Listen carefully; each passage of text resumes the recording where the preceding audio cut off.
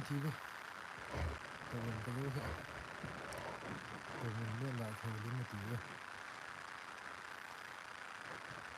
Tawin live kami gabol ng TV Nagmum hiyan na Nagkalaw na yung TV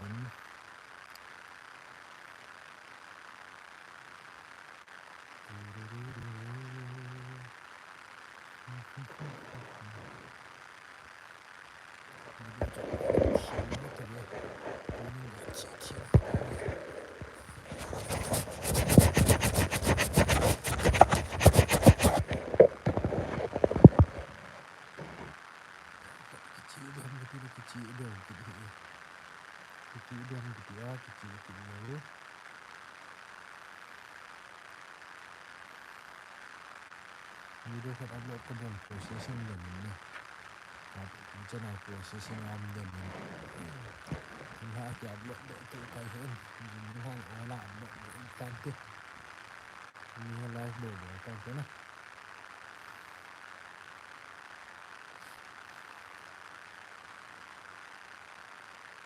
ini Jason kemudian luar sosial ini nah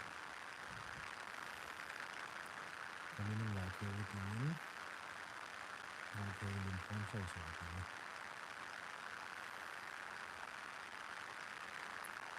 Like, share, subscribe, you guys.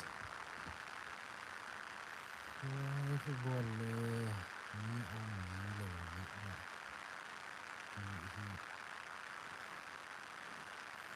Nga ako naman nga ako tigawal sa alagyan ng tamihin na.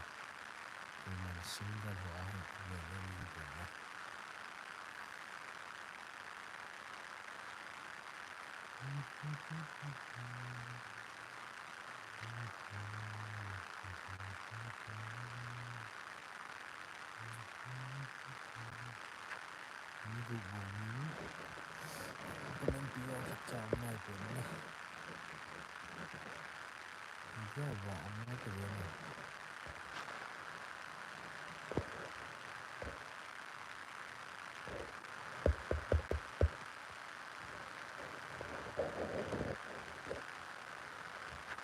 Lahi Paula di biasa mama lahi Paula di kiham dia kita itu jam kalala di bawah satu tua mo ada ajian lah video itu lagi dah semuanya